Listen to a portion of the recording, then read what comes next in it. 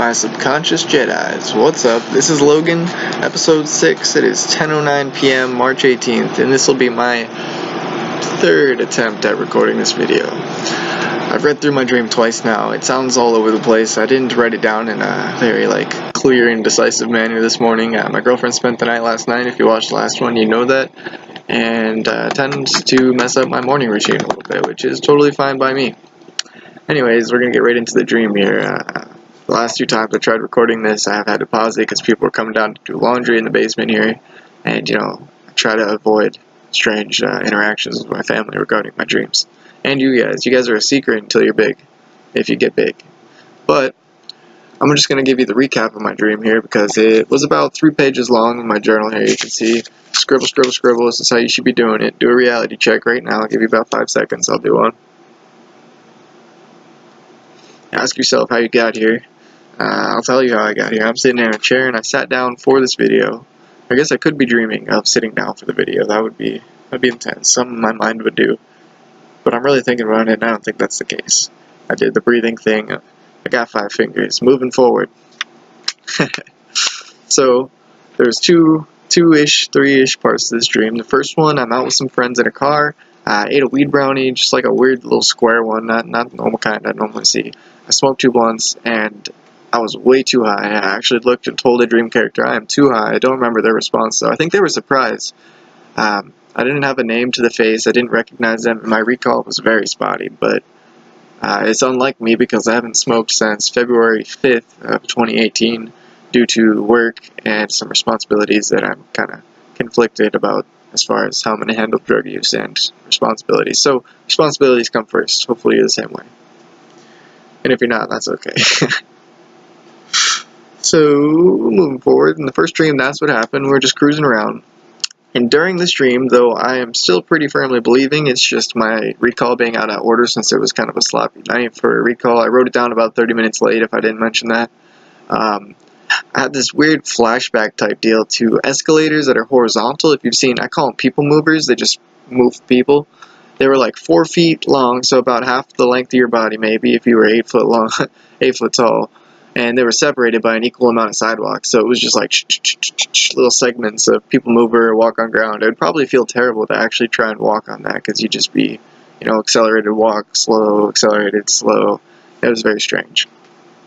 That's all I got for that dream. Moving forward, the next dream was very cool actually. So I'm walking into this courtroom. If you've ever been to a courtroom, just picture a big square with pews as if you've been to church. If you've been to church, those long benches people sit on. And in the front, there's the judge, has a nice big old stand. I don't remember a hammer, but usually they got a little hammer. They do some hammering. They get hammered up on the hammer stand. And I'm walking up, and I know that I'm in trouble or something. I've been in this position a few times. Not fun. And everyone was in Taekwondo outfits. Taekwondo gear, I guess you should say. I don't want to make it sound like Taekwondo is like a kid sport or something, but I did do it when I was a kid, and these guys were all dressed in my uniform from a kid. White Lion Taekwondo was pretty sweet, pretty cool part of my life, but I was really young, so not too much application to the real world, though I do mention it to girlfriends and stuff.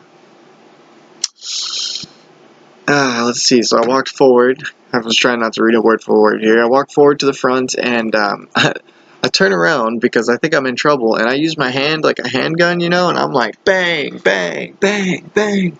I just start firing off into the crowd. People are dropping like flies. They're going down. They're, screaming. Panic ensues.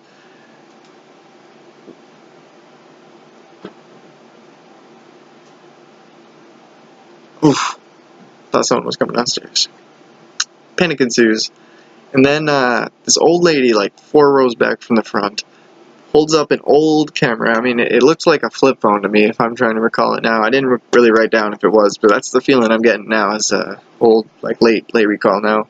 She takes a picture and it just flashed, and it's like a flash grenade from Call of Duty. My whole vision's just white, and in that white, I'm really contemplating what have I done. I've just open fired on my courtroom. I don't even know why I'm here, And so, consciously now, this was not a lucid thought, but it was like a conscious decision of my subconscious person in this dream.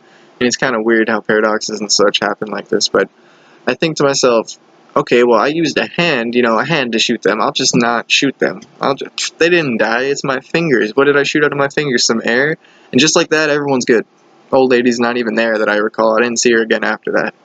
Everyone's like, oh, finding their seats, sitting down, and I take a seat first row. I'm like, whoop, I'm just a spectator here. I don't know what's supposed to be going on, but I can tell you what isn't going on. I'm not getting in trouble.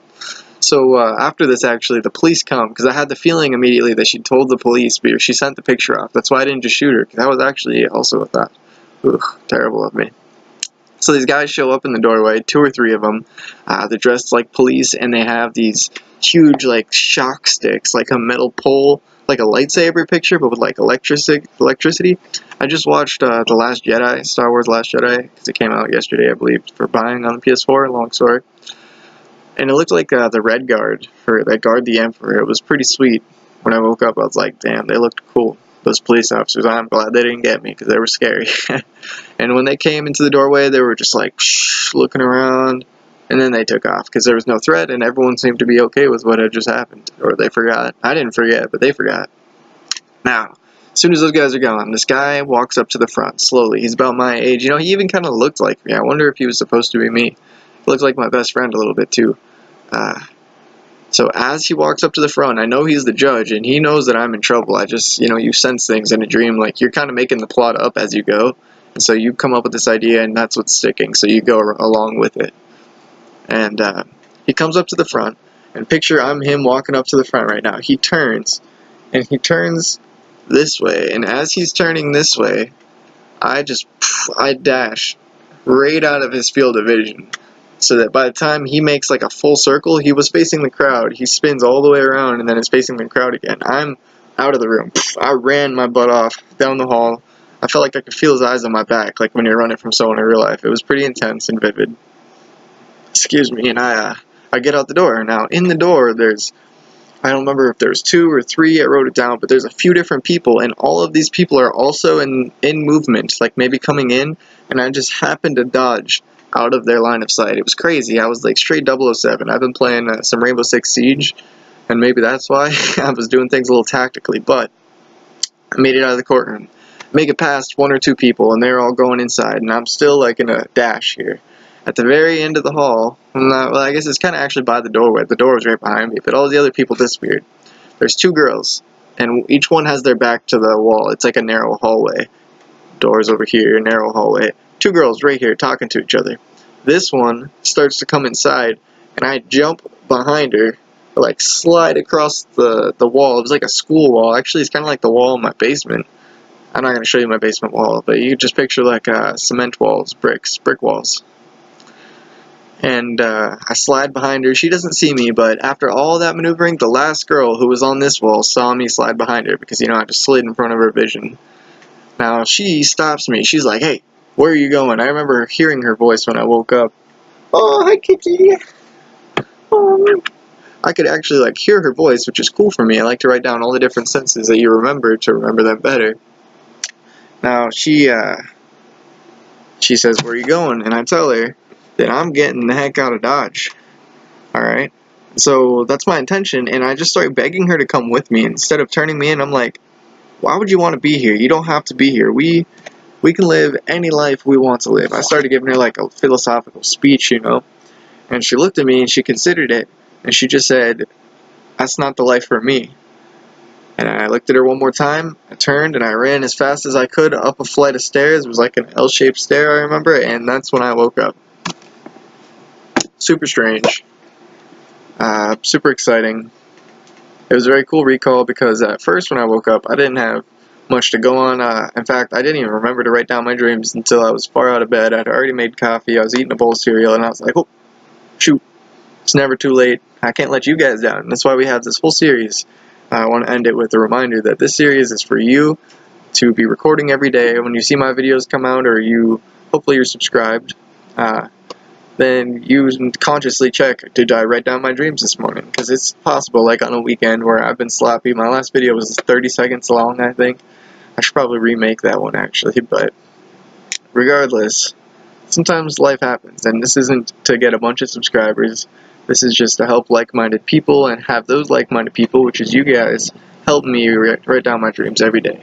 If I didn't have this channel, I would not have 6 consecutive days written down. I'm just not very good at my dream discipline. It's one of the times where you're least mindful of like your awareness of your current time and what you should be doing, what you wanted to be doing now in the past, and it gets kind of crazy.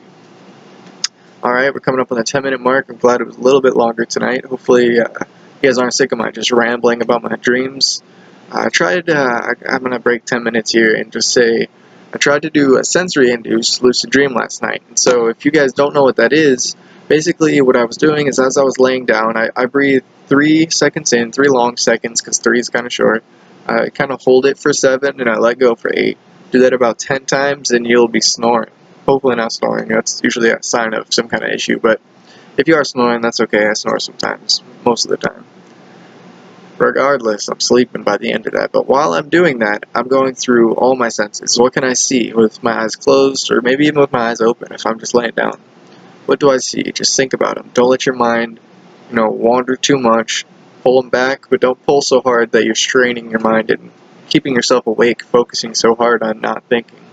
15 seconds, that's all you need. Just a brief pause. Then move on to your hearing. Just let go of your sight. And think about, what do I hear right now? And when I think about this, I'm not really thinking with words, as in, I'm dissecting my thoughts or my hearing in thought form, like, wow, it is inquisitive that I hear some buzzing sound. Sounds like something from 5th grade. No, I'm just taking it in. Just kind of take it in and be aware of it. This is a mindfulness exercise that as far as I know. Be mindful of your hearing. Your smell, next, taste if you got some funky shit in your mouth, but normally taste, I don't think I've ever done a taste one. Maybe tonight I will. Because the reason is, you might not be aware of these things. Laying down, they may not be prominent, but they're there always. Keep that in mind. You always have your senses, and there's always stuff to sense.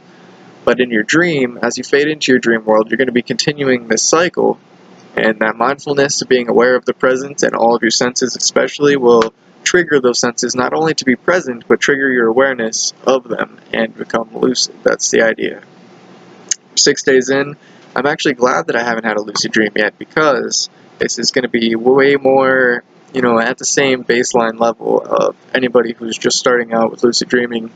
I can now show the series to my friends, and it's not like I've been practicing for 4 years before I started this video.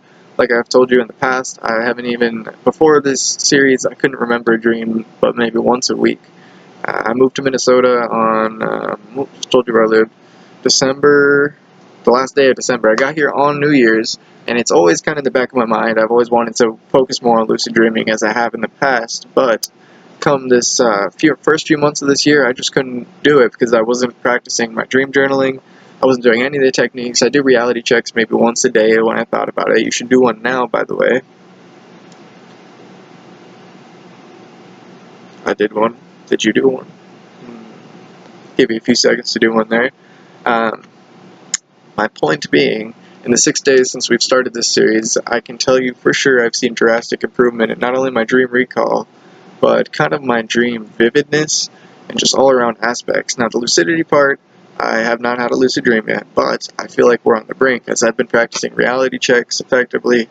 I'm now trying different methods, though I encourage you not to until you've gotten the better dream recall down to try things like a mild, SSLID, etc. I will go over these in depth once I have my first lucid dream, because when your dream recall is high enough and your awareness of self is high enough, lucid dreaming won't be the hard part. It'll be then controlling those lucid dreams, maintaining them, stabilizing them, making them not just so that you become lucid, feel great, and wake up in the middle of the night or whenever it might be. Anyways, now we're pushing 15 minutes. It's getting a little late. It's 10:23 p.m. I'm not going to get as much sleep as I want. I got work at morning at 6.